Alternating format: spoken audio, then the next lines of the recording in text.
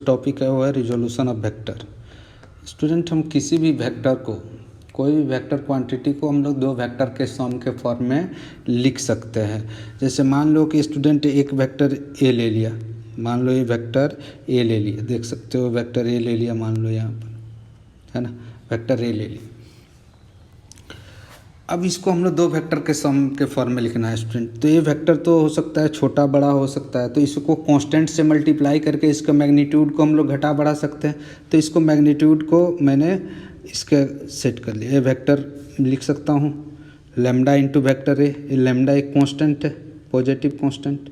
और बी को भी ऐसे ही लिख सकता है स्टूडेंट, बी को भी लिख सकते हैं, मैंने एक कांस्टेंट ले लिया म्यू इंटू वैक्टर बी। तो इन दो वेक्टर का सम का रिजल्टेंट तो यही होगा स्टूडेंट। दो वेक्टर का एडिशन तो ऐसे ही करते हैं हम लोग, एक को हेड को टेल पर रखते हैं, इसके हेड पर इसके टेल को रखे तो यही वेक्टर बना। तो वेक्टर ए को क्या लिख सकते हैं, lambda into vector A plus mu into vector B. तो वेक्टर ए को हम लोग यहाँ देख सकते हैं स्टूडेंट, वेक्टर ए को लिख सकते हैं lambda into vector A equals to mu into vector B, है कि नहीं। किसी भी फॉर्म में लिख सकते हैं स्टूडेंट। ये अब यही जब वेक्टर का जो दो वेक्टर का सम अगर 90 डिग्री पर है, ऐसे मान लो कि एक वेक्टर ये है, अब दो वेक्टर ऐसे वेक्टर 90 डिग्री पर दो वेक्टर बन गए, lambda into A equals to plus mu into vector B. अगर दो 90 डिग्री पर है दोनों वेक्टर, तो इसको बोला जाता है student rectangular components of vector. इन दोनों को बोला जाएगा रेक्टेंगुलर कंपोनेंट्स ऑफ वेक्टर, इन दोनों को, है ना, rectangular components of vector.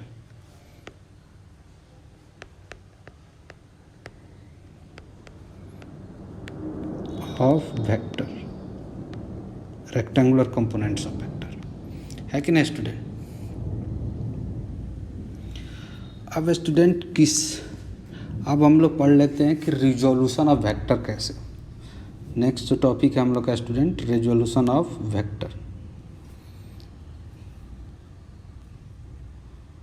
Student, अब किसी वेक्टर को हम लोग रेक्टेंगुलर कंपोनेंट में ब्रेक करेंगे, है ना। मान लेता हूँ कि ये एक्स है, ये वाई है और ये जेड एक्सिस है। तो इसके एक्स और वाई जेड और इसको आई कैप भी लिख सकते हैं, जे कैप भी लिख सकते हैं, और इसको जे कैप और के कैप डायरेक्शन। अब इसके अलावा हम लोग किसी भी वेक्टर का स्टूडेंट कंपोनेंट ब्रेक करेंगे, है ना। तो इसको रेक्टेंगुलर कंपोनेंट किसी वेक्टर का स्टूडेंट कैसे निकालते हैं हम लोग देख सकते हैं। मान ले रहा हूँ मैं वेक्टर ए ले रहा हूँ, एक कलर थोड़ा अच्छा नहीं है, मान लेता हूँ स्टूडेंट वेक्टर ए है ना, ये वेक्टर ए। तो इसको कंपोनेंट रेक्टेंगुलर कंपोनेंट में हमें ब्रेक करना है। तो इसको मैं एक्स एक्सिस मान ले रहा हूँ इधर, ये हमारा वाई एक्सिस प्लेनर वेक्टर है, एक प्लेन में स्टूडेंट। इसको एक्स और वाई, इसको आई कैप और इसको जे कैप ले। मान लो एक्स एक्सिस के साथ स्टूडेंट थीटा एंगल बना रहा है, एक्स एक्सिस के साथ थीटा एंगल बना रहा है। तो स्टूडेंट इसको हम दो वेक्टर के सम में लिख सकते हैं, है ना। ऐसे लिख सकते हैं स्टूडेंट, यहाँ पर ए एक्स एक्सिस की तरफ इतना गया और वाई एक्स, दो वेक्टर के सम के फॉर्म में लिख सकते हैं ऐसे, है कि नहीं। तो ये लिख सकते हैं, इसको ए एक्स बोल दे रहा हूँ, ए एक्स आई कैप अलॉन्ग एक्स एक्सिस, और इसको क्या लिख सकता हूँ, ए एक्स ए वाई जे कैप। इसको ऐसे लिख सकता हूँ क्या नहीं स्टूडेंट, दो वेक्टर के सम के फॉर्म में लिख सकते हैं। अब ये दोनों ए एक्स का वैल्यू कितना होगा स्टूडेंट, ए वाई का वैल्यू कितना होगा, इसी को हम लोग बोलते हैं components of vectors. Components of vectors ये रेक्टेंगुलर कंपोनेंट्स है क्योंकि दोनों 90 डिग्री पर है, एक्स और वाई एक्सिस के अलोंग है। तो इसका वैल्यू कैसे स्टूडेंट कैलकुलेट, ये थीटा एंगल है, थीटा एंगल है, इसका लेंथ कितना होगा, मैग्नीट्यूड ऑफ ए, इसका लेंथ, ये वाला जो येलो कलर का वेक्टर है उसका लेंथ वेक्टर ए होगा, इसका मैग्नीट्यूड ए एक्स के इक्वल है, इसका मैग्नीट्यूड कैसे कैलकुलेट करेंगे, ए एक्स का वैल्यू, ए एक्स का वैल्यू हमें चाहिए कि ये कितना होगा स्टूडेंट। तो हमें इसका मैग्नीट्यूड पता है और बेस मालूम है। तो हम लोग जानते हैं student cos theta equals to होता है perpendicular divided by base. Perpendicular कितना है student, sorry, cos theta equals to होता है base divided by hypotenuse. Base divided by hypotenuse. Base कितना है स्टूडेंट? बेस है ए एक्स और हाइपोटेनस मैग्नीट्यूड ऑफ ए। तो ए एक्स का वैल्यू कितना आ गया? ए आ गया हमारा magnitude of A cos theta, है कि नहीं। अब वेक्टर के साइन के साथ लिखेंगे तो आई कैप लिख सकते हैं along X axis. Similarly along Y axis के लिख सकते हैं student sine theta equals to क्या होता है? Perpendicular divided by base, perpendicular divided by hypotenuse. Perpendicular का वैल्यू कितना है? A Y divided by magnitude of vector equals to हो जाएगा, इससे हम लिख सकते हैं ए वाई इक्वल्स टू हो जाएगा magnitude of vector A sine theta. इसको किधर की तरफ है स्टूडेंट? जे के लो, जे के लो, है कि नहीं। तो इस तरह से हम लोग दो वेक्टर को कैसे लिख सकते हैं स्टूडेंट? एक वेक्टर को लिख सकते हैं ए एक्स आई कैप प्लस ए वाई जे कैप, और ए एक्स का वैल्यू हमने कितना कैलकुलेट किया student? A cos theta magnitude of A cos theta I cap plus magnitude of A sine theta J cap, है ना स्टूडेंट। इस तरह से दो वेक्टर को हम लोग लिख सकते हैं। लेकिन एक बात ध्यान रखना है स्टूडेंट, बार बार हम लोग ये तो फार्मूला नहीं लगाते हैं। जो ए वाला एंगल जो बना रहा है स्टूडेंट थीटा, अब जिसके साथ एंगल थीटा बनाता है वो उसको कॉस थीटा, अगर ये मान लो मोमेंटम होता पी होता और इधर की तरफ हमें कंपोनेंट का एक्स एक्सिस से है, तो ये थीटा एंगल बना रहा था, इसको हम लोग लिखते पी कॉस थीटा। जिसके साथ एंगल बना रहा है वो कॉस थीटा होगा और जिसके साथ एंगल नहीं बना रहा है वो साइन थीटा। ये बार बार हम लोग फार्मूला अप्लाई नहीं करते रहेंगे। तो एक एग्जांपल लेके मैं बता देता हूँ स्टूडेंट, है ना। यहाँ पर मैंने एक एग्जांपल ले लिया। मान लो कि ये हमारा एक्स एक्सिस है और ये हमारा वाई एक्सिस है। तो इधर की तरफ एक वेक्टर ले लिया जिसका मैग्नीट्यूड 5 मीटर है, 5 मीटर है। मान लो किसी ऑब्जेक्ट का डिस्प्लेसमेंट इतना, तो 5 मीटर एंगल 37 डिग्री दिया है ना। अब इसको हमें वेक्टर फॉर्म में लिखना है स्टूडेंट। इसको मैं बोल रहा हूँ displacement S vector equals to इतना है, ठीक है। अब इसका कंपोनेंट ब्रेक करना है स्टूडेंट, तो कैसे लिखोगे? इसके साथ थीटा बना रहा है एंगल स्टूडेंट, तो ये वाला एंगल कितना होगा? इसका प्रोजेक्शन ही तो है ये वाला, और इसका स्टूडेंट ये प्रोजेक्शन ही होता है। ये वाला थीटा है तो ये वाला लेंथ कितना होगा स्टूडेंट? इसको लिख सकते हैं क्या? 5 cos 37, जिसके साथ एंगल बना रहा है 37 अलोंग एक्स एक्सिस यानी आई कैप। और ये वाला कितना है स्टूडेंट? लिख सकते हैं 5 sin 37। इसको क्या लिखेंगे स्टूडेंट? जे कैप अलोंग वाई एक्सिस। तो जिस देख रहा है स्टूडेंट, जिसके साथ एंगल बना रहा है उसको हमने कॉस ले लिया और जिसके साथ एंगल नहीं बना रहा है उसको हमने साइन ले लिया। तो इस वेक्टर को डिस्प्लेसमेंट वेक्टर को ऐसे भी लिख सकते हैं। डिस्प्लेसमेंट वेक्टर को 5 cos 37 का वैल्यू कितना होता है? cos 37 का वैल्यू होता है 4/5 और इसका sin 37 का वैल्यू होता है स्टूडेंट 3/5।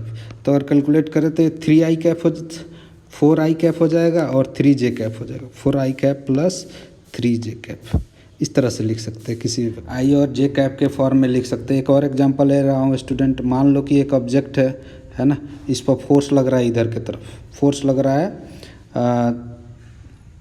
53 डिग्री नॉर्थ ईस्ट की तरफ। ये हमारा ईस्ट है, नॉर्थ ईस्ट की तरफ ऐसे फोर्स लग रहा है 37 डिग्री नॉर्थ ईस्ट। तो इसको स्टूडेंट मैं इसको अगर ओरिजिन मान लूँ, इधर की तरफ ओरिजिन मान लूँ, तो ये हमारा एक्स एक्सिस हो जाएगा ईस्ट और वाई हो जाएगा हमारा नॉर्थ ईस्ट। हाँ, एक्स एक्सिस हो गया, वाई एक्सिस हो गया हमारा नॉर्थ, ये नॉर्थ हो गया। तो इसको स्टूडेंट ये कितना फोर्स लग रहा है? मान ले रहा हूँ 10 न्यूटन फोर्स लग रहा है। 10 न्यूटन स्टूडेंट फोर्स लग रहा है 37 डिग्री नॉर्थ ईस्ट पर। तो इसको कैसे लिखेंगे स्टूडेंट? तो फोर्स लग रहा था, इसको हम लोग ऐसे लिखते 10 न्यूटन 53 डिग्री नॉर्थ ईस्ट, इस तरह से लिखते हैं स्टूडेंट। तो इसको कंपोनेंट फॉर्म में अगर लिखना है स्टूडेंट, मैथमेटिकल फॉर्म में, तो कैसे लिखेंगे किसी वेक्टर को? F इक्वल्स टू हम लोग लिख सकते हैं, इस तरह से लिख सकते हैं क्या student? 10 cos 53 I cap along X axis plus ये भी तो लिख सकते, और इसका एक कंपोनेंट इधर की तरफ हो जाएगा स्टूडेंट। एक कंपोनेंट हो जाएगा 10 sin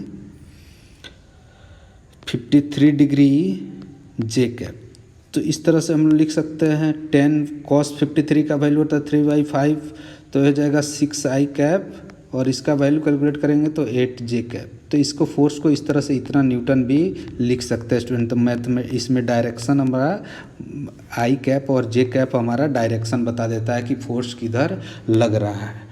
और हम लोग अगर इस तरह से कोई वेक्टर भी दिया रहा तो एंगल भी निकाल सकते हैं स्टूडेंट। एंगल कैसे निकालेंगे, तो ये हमारा देखिए स्टूडेंट, तो ये परपेंडिकुलर हो जाता है और ये हमारा बेस हो गया।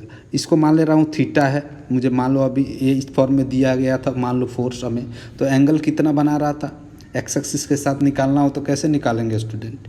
इसको हम लोग लिख सकते हैं tan थीटा इक्वल टू लिख सकते हैं परपेंडिकुलर डिवाइड बेस। तो जे के परपेंडिकुलर हो जाएगा 8 परपेंडिकुलर डिवाइडेड बाई बेस। तो ये वाला स्टूडेंट जो है हम लोग का परपेंडिकुलर हो जाएगा और ये हमारा बेस होगा परपेंडिकुलर, यानी जे कैप वाला कंपोनेंट। तो ये कितना हो जाएगा 8 डिवाइडेड बाई बेस कितना हो जाएगा 6, यानी ये हो जाएगा परपेंडिकुलर, इसको कैंसिल कर दे 4/3।